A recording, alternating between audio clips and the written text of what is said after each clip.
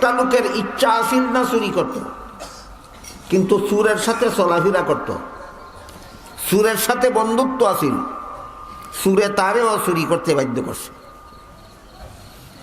একটা লোকের ইচ্ছা আসিল না নামাজ ছাড়ত, কিন্তু নামাজ যে পড়ে না তার সাথে তার বন্ধুত্ব আসিল, তার দুষ্ট বেনামাজি বন্ধুটা তারে দিছে না নামাজ পড়তে।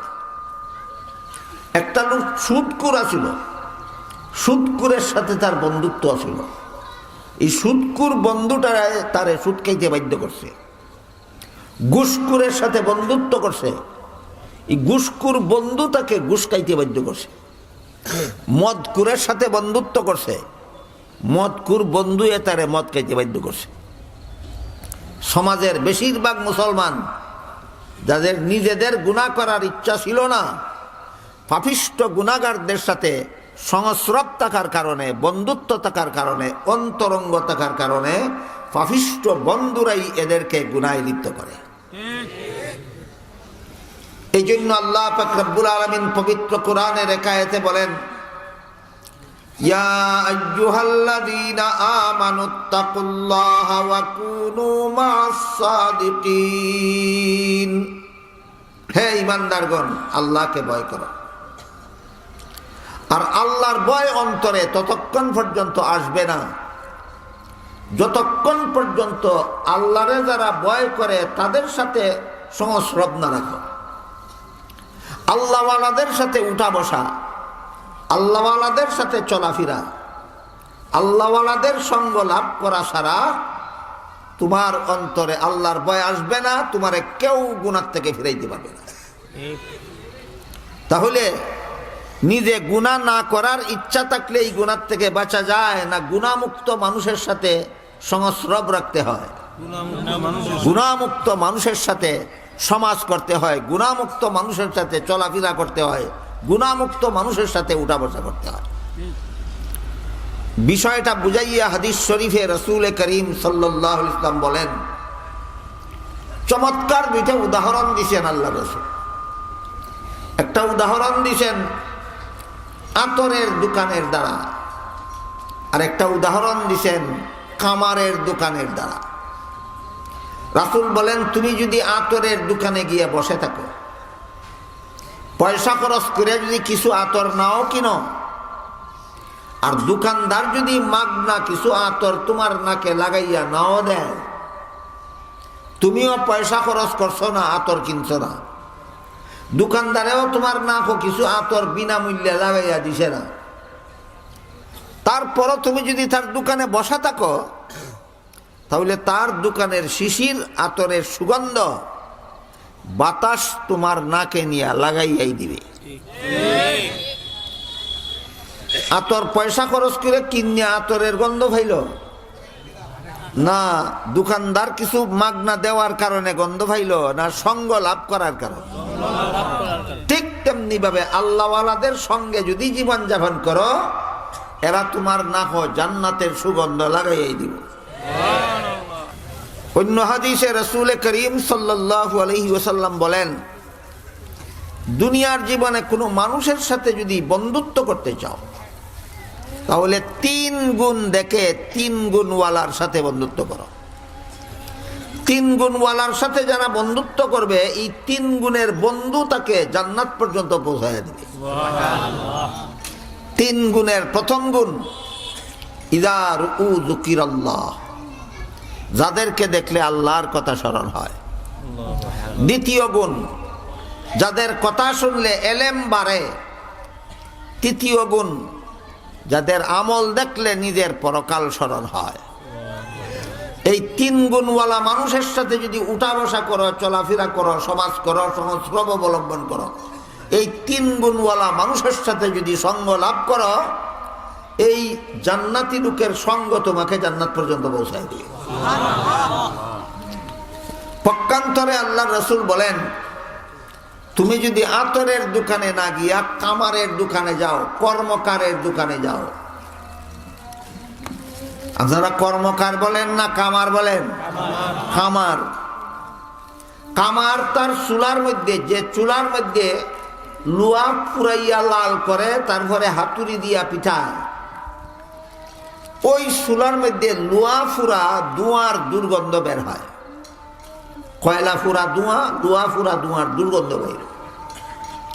রাসূল বলেন, তুমি যদি কামারের দোকানে গিয়া বসে থাকো, তার সাথে তুমি যদি লোহা ফুরার মধ্যে শরিক নাও থাকো, তার সাথে তুমি যদি লোহা পিটানিতে শরিক নাও থাকো, শুধু যদি চুপচাপ বসে থাকো, তবুও বাতাস এই কামারের চুলার ধোঁয়ার দুর্গন্ধ তোমার নাকে লাগাইয়াই দেব।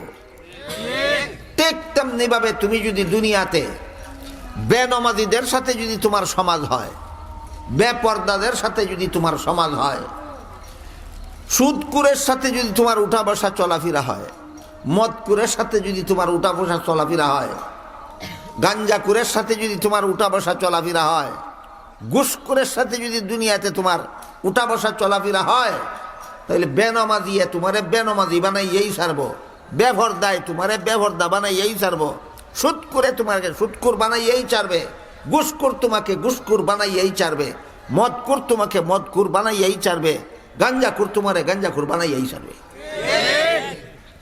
এই কারণে দুনিয়াতে যার সাথে যার ভালোবাসা, হাদিস শরীফে আল্লাহ রাসূল বলেন, পরকালে তার সাথে তার হাসর হবে। রাসূল বলেন, আল মারউ মা'a মান আহাব্বা, দুনিয়াতে যার সাথে যার ভালোবাসা, পরকালে তার সাথে তার হাসর হবে। আপনি সুদ খাওয়ার ইচ্ছা ছিল না, কিন্তু সুদকুরের সাথে আপনার ভালোবাসা, সুদকুরের সাথেই আপনার হাসর হবে। আপনি ঘুষ খাওয়ার ইচ্ছা ছিল না, কিন্তু ঘুষখোরের সাথে আপনার ভালোবাসা, ঘুষখোরের সাথেই আপনার হাসর হবে। আপনি বেনামাজি হওয়ার ইচ্ছা ছিল না, কিন্তু বেনামাজির সাথেই আপনার ভালোবাসা, বেনামাজির সাথেই আপনার হাসর হবে।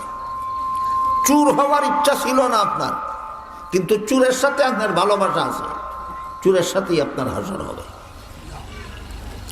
রাসূলের এই হাদিসটা মনে রাখুন, দুনিয়াতে যার সাথে যার ভালোবাসা, পরকালে তার সাথেই তার হাসর হবে। কয়েক বছর যাবৎ আরেক নতুন ফিতনা শুরু হয়েছে বাংলাদেশে, সেইটা হইল মুসলমান যায় হিন্দুদের দুর্গা পূজার মিঠাই খাইতো। দুর্গা পূজার মিঠাই ভালো ভালো ভালো লাগে না, এই জন্য যায়। ভালো লাগে। পূজারীদের যেমন পূজার মিঠাই খাইতে ভালো লাগে, একদল মুসলমানের এখন পূজার মিঠাই খাইতে ভালো লাগে। তোমার হাসর পূজারীদের সাথেই হবে। এই পূজার মিঠাই রে হালাল বানানির লাগি, পূজার মিঠাই রে হালাল বানানির লাগি একটা স্লোগান বাইর করছে তারা, কয় ধর্ম যার যার, উৎসব সবার। ধর্ম যার যার থাকতে পারে, মুসলমানের ইসলাম ধর্ম থাকতে পারে, হিন্দুদের পূজার ধর্ম থাকতে পারে, কিন্তু উৎসব, দুর্গা পূজার উৎসব, এটা হিন্দুরও মুসলমানেরও। কেতটা বড় শয়তানি স্লোগানটা এটা।